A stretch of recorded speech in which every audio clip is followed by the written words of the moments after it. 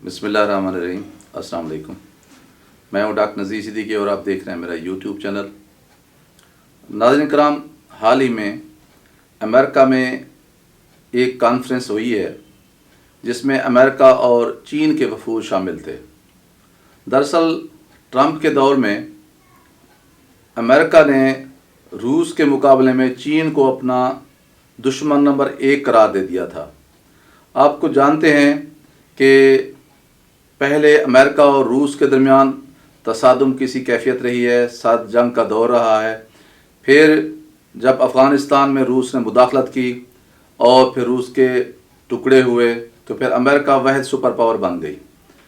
जबकि पिछली कई दहाइयों से रूस ने के ज़वाल के बाद चीन ने उसकी जगह लेने की कोशिश की है और अब चीन आहिस्ता आहिस्ता सुपर पावर बनता जा रहा है।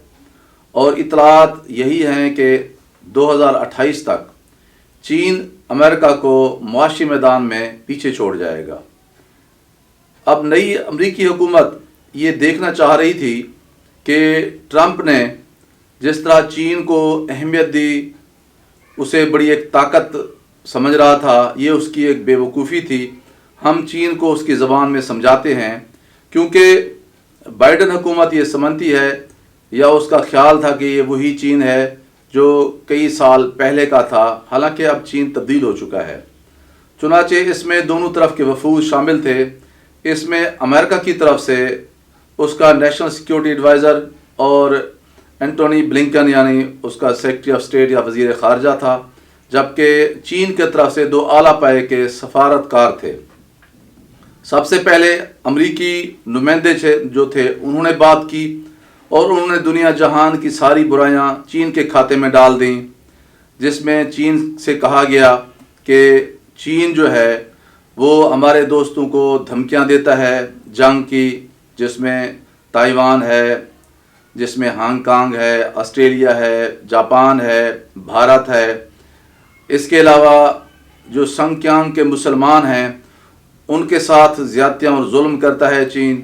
इसके अलावा चीन में इंसानी हकूक़ की पामाली होती है और तिजारती मैदान में चीन जो है वो आलमी बिरादरी के जो कवानीन हैं उनकी पामाली करता है और फिर नकल करता है, नकाली करता है या रिवर्स इंजीनियरिंग के ज़रिए हमारी प्रोडक्ट्स की जो है वो बना लेता है।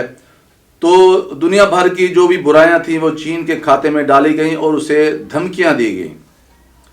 जब चीन की बारी आई, उनके नुमाइंदों की बारी आई, तो फिर चीन ने वो कुछ किया जो अमरीकी जिसका तस्वुर भी नहीं कर सकते थे।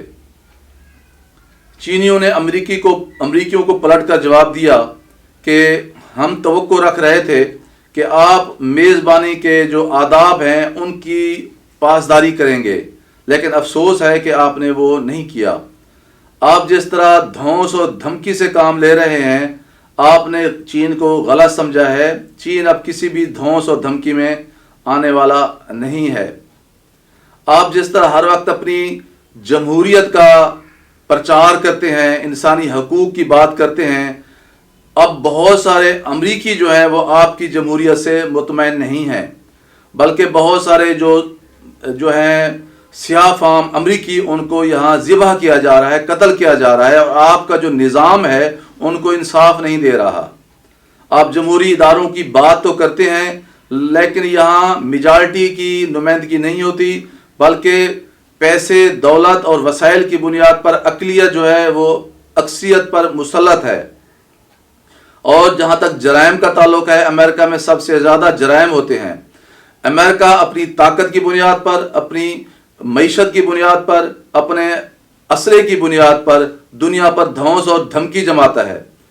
अमेरिका दुनिया भर में मुदाखलतें करता है, हुकूमतों को गिराता है और जो बादशाहतें हैं, जो आमरीतें हैं, उन्हें तक़वियत देता है। इसी तरह अमेरिका जो है वो हमारे जो हमारे मफादात हैं उनके ख़िलाफ़ चलता है। लेकिन अब चीन अमेरिका की किसी भी धौंस और धमकी में आने वाला नहीं है। हम ये सोच भी नहीं सकते कि हम अमेरिका में अच्छी तवक्कुआत के साथ यहाँ मुज़ाकरात करने आए थे और मुज़ाकरात करने से एक दिन पहले हमारे खिलाफ मज़ीद पाबंदियाँ लगा दी गई हैं اس کی ہمیں نہ تو توقع تھی اور نہ ہی یہ میزبانی کے آداب کے شایان شان ایک قدم ہے۔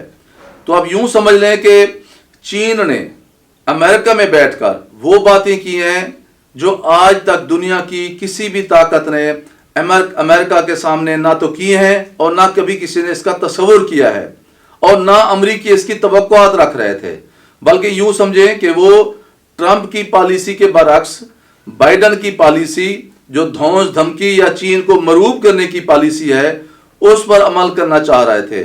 انہیں یقین ہی نہیں آ رہا کہ یہ وہی چین ہے جو پچھلے کئی دہائیوں سے ہم جو ان کو دھمکیاں دیتے تھے، ہم انسانی حقوق کی بات کرتے تھے تو پھر وہ صفائیاں دیتا تھا، آگے اچھے تعلقات کی خواہشات کا اظہار کرتا تھا، مل جل کر چلنے کی باتیں کرتا تھا۔ اب وہ الٹا پلٹ کر ہمارے اوپر حملہ کرنے کی کوشش کر رہا ہے، ہمیں ہماری زبان میں سمجھانے کی کوشش کر رہا ہے۔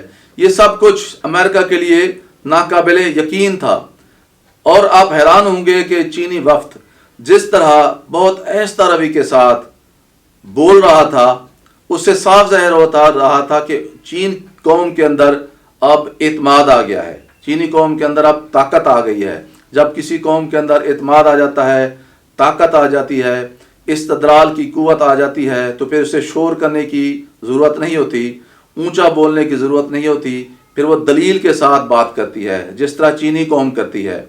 پچھلی 2 دہائیوں کے دوران جس طرح چین نے زندگی کے سبھی شعبوں میں ترقی کی ہے، اور اب خاص طور پر جس طرح پاکستان میں ایک سی پیک کا منصوبہ ہے، اسی طرح دنیا کے سبھی خطوں میں ون بیلٹ ون روڈ کے جو چین کے منصوبے ہیں وہ یورپ تک چلے گئے ہیں۔